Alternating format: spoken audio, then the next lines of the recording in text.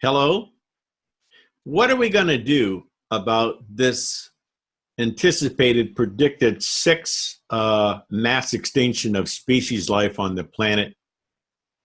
Hello, my name is Art Johnson, and my co-host is Sondra. Sondra, how are you doing? I'm doing well this afternoon. Art, how about you? Actually, I'm ecstatic because with as much as that is challenging, I see that all this stuff that's coming up in really quickly is like an opportunity in disguise. And as soon as we decided to show up and have conversations for a 21st century world, then the world opens up to find kind of a book that'll help us navigate our lives, both the inner work that we do and the outer work that we'll have to do in order to be the change we need to see. It's by Terry Patten. It's called A New Republic of the Heart. And Terry is a very interesting guy. I don't want to get too much in it, but he really talks about the necessary internal work that we have to do. And these groups of people, three groups of people that he identifies: the innovators, who are really positive about technology and intervening to move, civilization forward. And then some of the ecologists are pretty negative and pessimistic about the fact that we haven't done so well in 200 years. And then the evolutionaries that he identifies with, and I think we identify with, that have hope in evolving culture and an evolving consciousness that unfolds and, has some really amazing possibilities. So, the question that we still have, though, is if we do all this and we get this together, is it already too late? And so that's his last chapter. So can you kind of talk to that, Sandra, and just talk about that chapter and what your analysis is? Absolutely. You mentioned some key words there, Art. Thank you very much. About survival. Well, in order to fulfill our greatest destiny, we need to do more than just simply survive. All of us are responsible for part of where we are now. And it's not too late for us to be able to make some changes so that we can fulfill our highest and best use. So we live in a world today, if we take just a snippet of it, where it's okay, whatever, I'm great, I'm the greatest.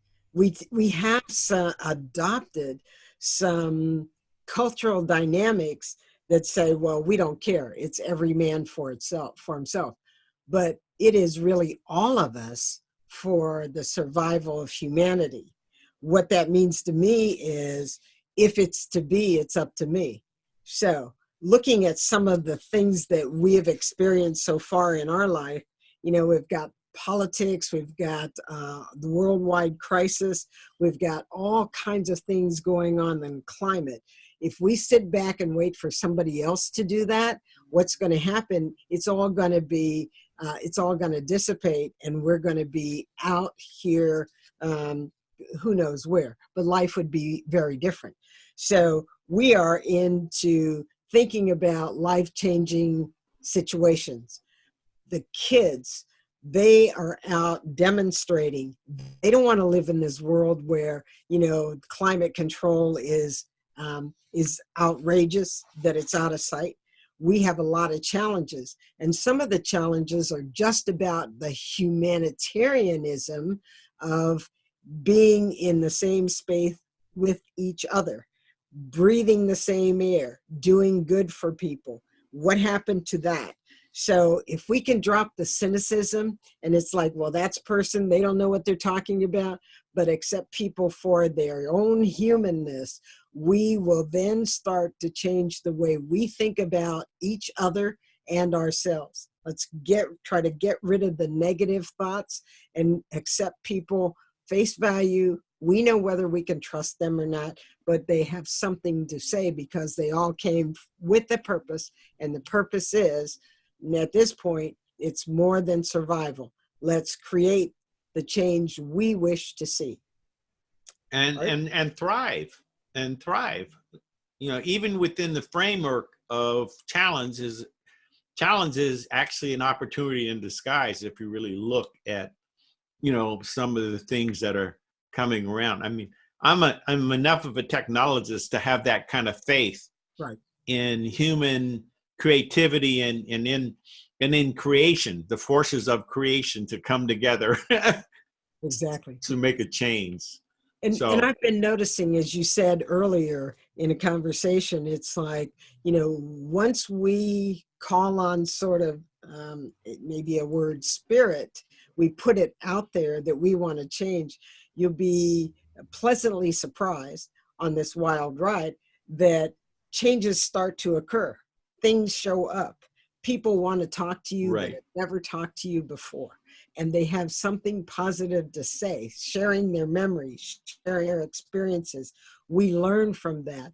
So, you know, what we have to do is adopt the changes within ourselves and start opening up so that we can be accepting of others, and we can make the changes happen that we want to see. Art? I think you're right on. And one of the things that I've noticed about you and about people is that we all resonate energy. Yes. And by not only what we focus on and the what we feel, and we get in sync with each other and Yeah. in sync with the forces of the universe. There's a whole research going on between, they call it heart, mind, heart, you know, head intelligence. And Right. there's actual scientific research that says our heartbeat is in sync with the universe, and that our intuition may make a difference if we understand how to listen to our hearts and our heads and have, you know, coherence.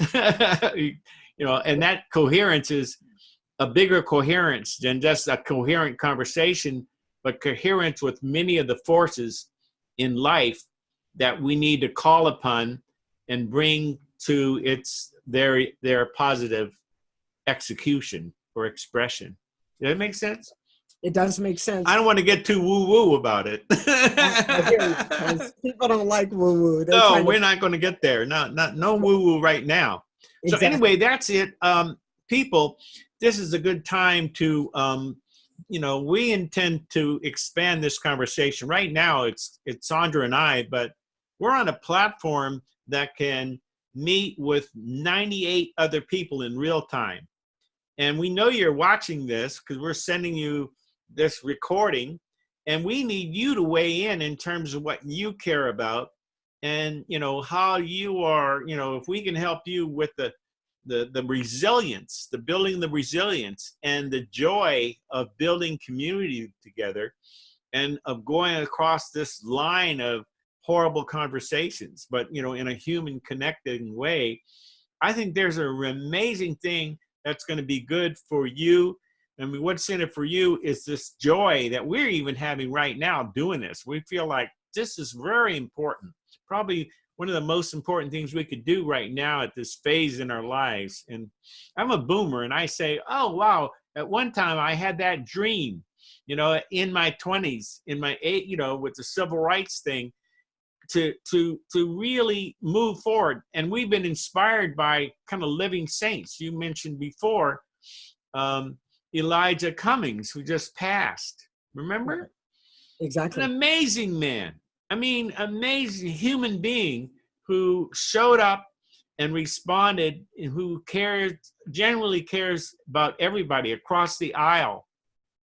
And just the way he lived and the way he was, you know, commanded the respect and the, you know, and the hope for humanity, that, you know, that's a legacy that he's left behind. Didn't that charge you up, just knowing about him and seeing what he was doing? I was so inspired, not only with what he was doing, because you know, when we come to, we're at a different place in life. What I mean by that, Mm-hmm. when we recognize him, we're at a different place. He looks like kind of a elderly statesman and so on, but the man has been doing this work since he was in high school. You know, Decade after decade after decade.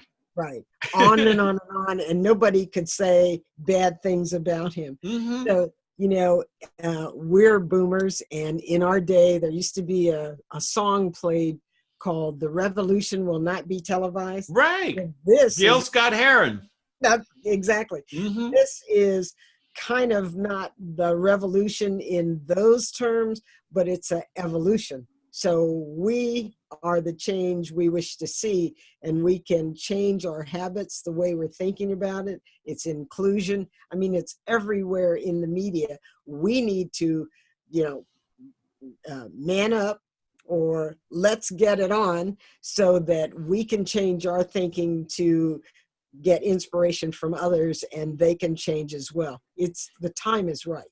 Well, I want to update that expression, because I listened to him, and he was an amazing prophetic person.